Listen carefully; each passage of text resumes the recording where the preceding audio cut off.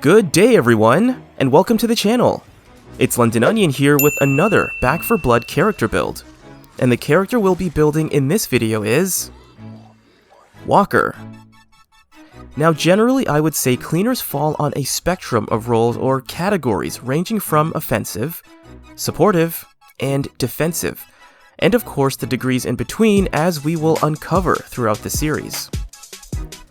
Just for consistency, I will define offensive roles and perks as abilities that are directly intended to increase damage or bolster offensive capabilities. Defensive roles and perks will be defined as abilities that directly increase survivability from punishment.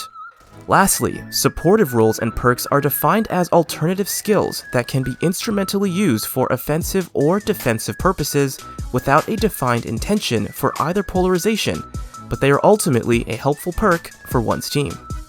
First, we will have a brief overview of our chosen cleaner, go through relevant cards that will either synergize or compensate with their attributes, and conclude with what I consider to be the main tactics to maximize the use of their abilities, as well as my closing statements. Now, for those who were present during our weapon reviews and deck builds, each weapon-centered deck build came with character designations. Our format with character builds will be similar, but with more priority to a given character and maximizing their role on a given team. So starting off with the character attributes of Walker, Walker has the ability to ping and reduce the damage output of highlighted mutations by 10%. He has a natural damage buff of 10%, and grants his team an additional 10 units of health. Now in regards to our spectrum, it is the attributes that we will use to designate each cleaner. In Walker's case, his ping/damage reduction ability I would categorize as a defensive perk, his 10% damage buff an offensive perk, and his 10-unit team health buff a defensive perk. So on our spectrum of categories, Walker would be classified as defensive offense. I have reformatted our spectrum to help understand the full scope of our categories. Now in regards to card selection, we can compensate with the more supportive cards, and we can synergize with more related and compounding cards depending on needs. And naturally there is the option of creating a mixture or specialization, but if you ask me, a quintessential cleaner is not one that is good at everything, but one that fulfills their role in the best manner to aid the overall effectiveness of their team. So starting ourselves off with his deck build, it is important to state that our selections will mainly be geared to his strengths with some attention being paid to areas of need. Additionally, just like our weapon-centered builds, I prefer to use my own designations for cards as opposed to what Back 4 Blood has them labeled as. Initially, I will start off with the more compensating cards and then gradually transition into more synergistic/related and compounding cards. Ever since our recent update, the sequencing of cards no longer has any bearing, but simply for the purpose of organization, I will maintain this format throughout our selections. Now Walker has a particular affinity for hitting harder than most others, while providing said others with preserving advantages. In other words, Walker is the bread and butter of the cleaner team, the man everyone needs but does not talk about. With that said, he does not have any alternative supporting perks that aren't to an offensive or defensive end. In regards to his ideal weapon of choice, most of you can probably guess that he is best paired with assault rifles in this onion's opinion, as they fit his designation of a relatively versatile profile. But this will be covered later in our discussion. So our first compensatory card will be Superior Cardio, which increases stamina and sprint efficiency by 20% each and grants 5 units of health. Next, I choose to employ Hellfire for a 45% increase in move speed while firing and 3% while not firing. Last, I employ Marathon Runner, which eliminates strafe and backpedal movement penalty.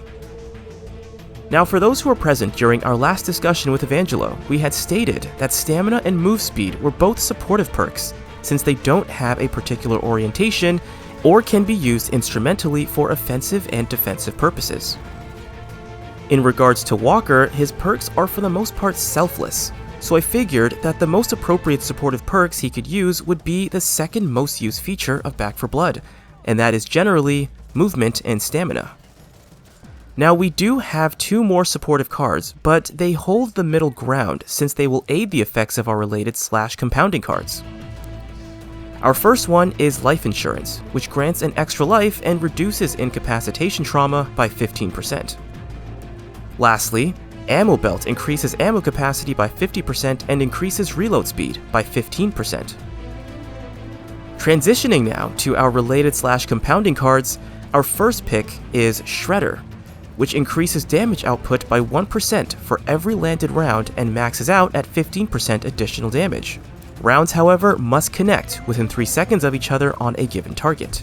And this is where Ammo Belt comes in for increasing reload speed and ensuring the damage buff effect of Shredder. Plus, since Walker will be an assault rifle wielder, his ammo consumption and penalty for misuse, with consideration to ammo type and the supplied proportions, will be on the moderate to heavy side depending on weapon choice. So having an increased supply of ammo should lessen this effect. Next, we have Marked for Death, and this grants a 10% increase in damage to highlighted enemies. This card perfectly incentivizes the use of Walker's ping ability, as it will both increase damage to mutations and decrease the damage dealt by said mutations. The only catch is you can only do one at a time. Tactical Vest increases rifle ammo capacity by 30% and damage dealt with assault rifles and LMGs by 10%. Confident Killer increases team damage by 1% for every mutation killed and will stack up to 15% for the duration of an entire level.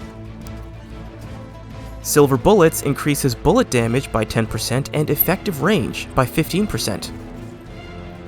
Large Caliber Rounds increases damage output by 7.5% and penetration by 200%. As for our last 4 cards, they compound with each other, are supported by our life insurance card, and capitalize on Walker's role for a cleaner team. First up, we have Avenge the Fallen, which grants an increase in damage by 30%, reload speed by 20%, and unlimited ammo for 10 seconds upon a cleaner becoming incapacitated. Inspiring Sacrifice grants a team heal of 20 units over 15 seconds upon a cleaner becoming incapacitated. Overprotective grants 20% increased damage for 5 seconds to all cleaners within 15 meters of a teammate receiving 5 or more units of damage. Lastly, Amped Up grants 20 units of health upon a horde being triggered. In total, Walker's ammo capacity will be increased by 60%, and his theoretical maximum damage output will be increased to a massive 127.5%, provided all of his card effects have been activated. Otherwise, his damage will sit at an additional 77.5% when compounded with his base damage buff. Now, with all these skills in mind, logically I would argue that Walker is a character best suited for either a lead role or second in command, depending on who he is grouped with. And I will codify leadership status as Alpha, Major, Minor, and Omega, just for simplicity. Being in the role of leader or alpha for a cleaner team would allow an easier experience for pinging key targets and putting his heightened ammo reserve to good use while minimizing the risk of friendly fire. Now, being at the front of a cleaner team also increases the likelihood of receiving damage and running into hazards. Additionally, depending on one's difficulty, one incapacitation is all one may have, but this is why life insurance is employed. Not only is it an extra life, but it gives Walker a safety net for himself should he fall victim to heavy damage or incapacitation. This is of course assuming a standard formation of perpendicular yet reasonably close-knit positioning while on the move. But even when stationary, Walker's build acts as an offensive safety net, which is simply an alternative way of describing his role on our modified spectrum. Walker is a shielded cannon, but a cannon with contingencies.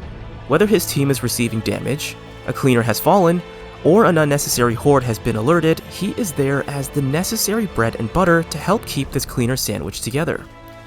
It seems that Walker was intended to be a strong foundation while also being a leader.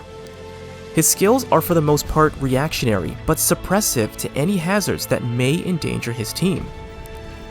Now, in regards to Evangelo, considering the update that we just had, perhaps there are some changes worth mentioning with his build, but that is something we'll cover in the near future.